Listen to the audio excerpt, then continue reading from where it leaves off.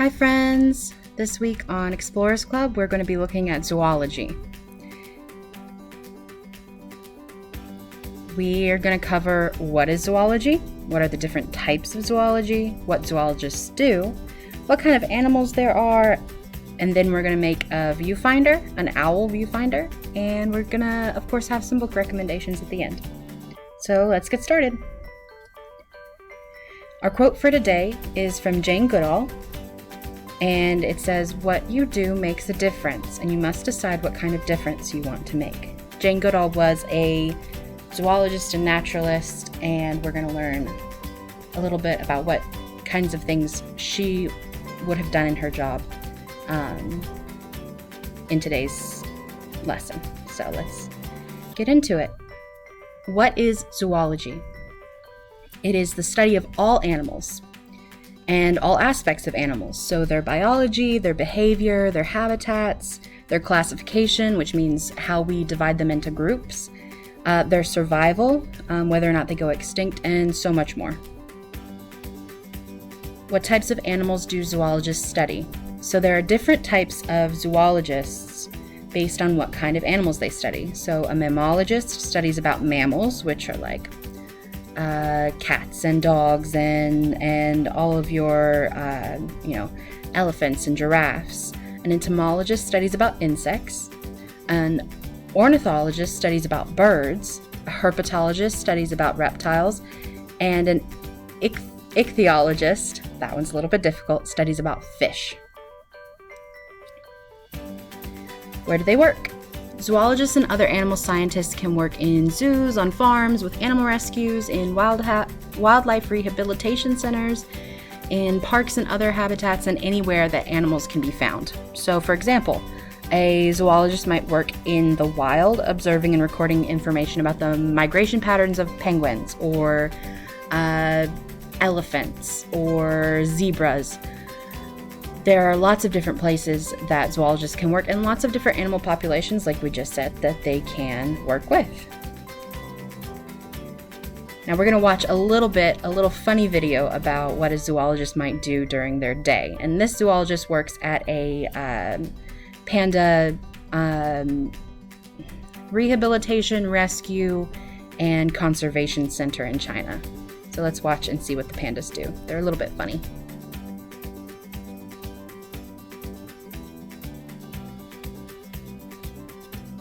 Now her job is to take care of them and make sure that they have enough food and water, that they're getting enrichment. That means, they're playing games with each other, or they're pretending to hunt, all sorts of different things. Here I think she's trying to keep them all contained on this blanket, but they don't really want to be contained. They're just little babies here, so they don't really know what's going on. They just want to wrestle and have fun and play.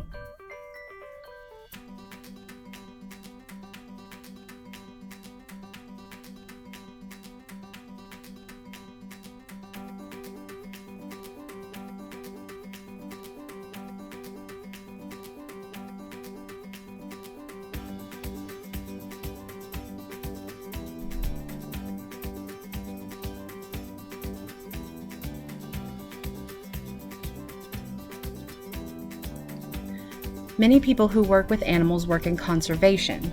That means the work that they do is in order to keep the animals safe and help them live long and healthy lives to preserve their species. Many species of animal have gone extinct, and conservationists are hard at work making sure that many more don't join them. Extinct means that there's no more of these types of animals left. One type of animal that we know a lot about are domesticated animals. Did you know that the earliest ancestor of your pet dog was actually a wolf? Humans have bred animals for companionship, which means friendship, or work for centuries. And those kind of animals are known as domesticated animals. We have hundreds of breeds of dogs, for example, because humans needed dogs to help them with different tasks. Everything from pulling a cart to helping keep mice out of the house. And now we don't so much have dogs that work, though we still have some farm dogs that work. and some rescue dogs and things like that, most dogs are pets, and that means they're our friends. We also have farm animals. One very important working animal is the farm animal. They help farmers do important tasks. So goats can give us milk or help keep the grass low. Chickens give eggs and help keep pests away. Dogs can herd sheep or cattle, and horses can pull carts or buggies. Some farm animals can even be therapists, and they can help people who are sad feel better. When we learned about agriculture, we learned more about, the seeds and planting, but farm animals are a very important part of farm life. Now, let's make a viewfinder. So you're going to start out, you need 3 plates. You're going to cut one in half.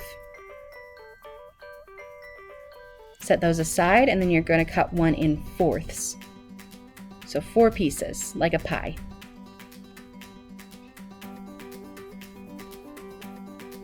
And you're going to do the same thing with the last one.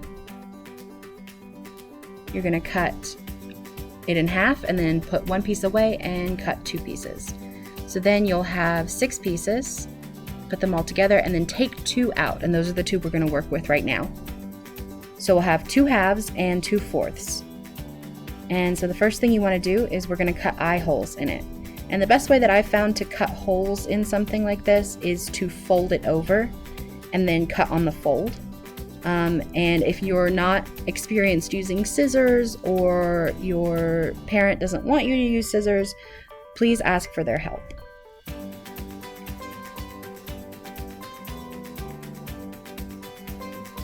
And so you just cut 2 eye holes round about where you want to put them.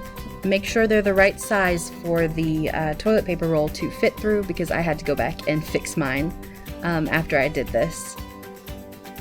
Alright, then you're going to mark where those holes are on the next piece of paper, and do the same thing with the pieces of fourths.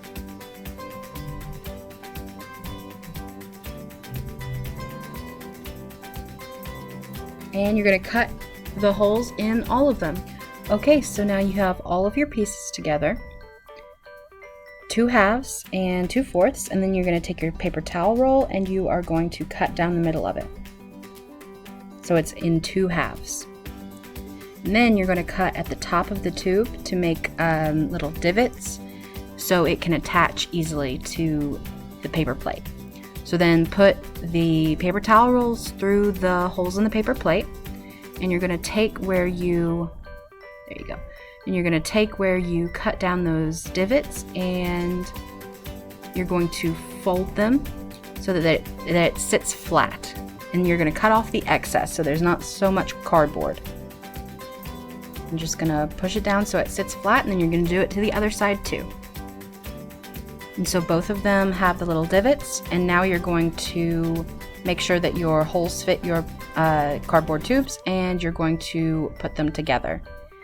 We're going to use glue dots for this, so you're going to put your first plate on the table and then put your plate with the cardboard tubes in it on top of it. You're going to line them up and make sure that they fit right, and just secure them together with the glue dots. So you want your cardboard tubes with the parts where you folded them to be inside the 2 paper plates, in between. Just like that. And then you're going to start putting your pieces together. So we're going to cut our ears down to shape and size, however you think that you want them. You can look at pictures of real owls for inspiration. And cut them down, glue them in between the paper plates, just like we did with the cardboard, and stick them in. You're going to do the same thing with the beak, cut it down to size, and put it in between the folds with the glue dot, and that'll stay secure. I added a couple more glue dots just so it didn't fall out.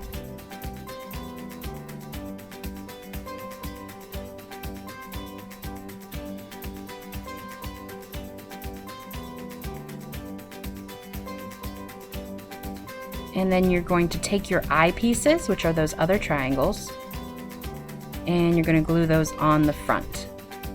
This just kind of gives it a 3D look like owls' eyes are. They have some feathers that bunch around their eyes, and so this looks kind of like an owl.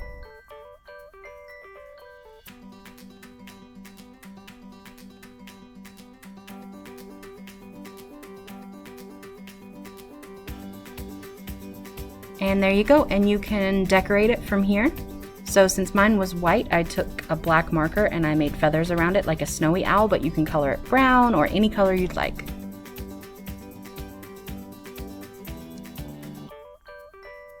So if you want to read some more about zoology, we have several books in our collection. You can always check wcpltn.org to search the collection.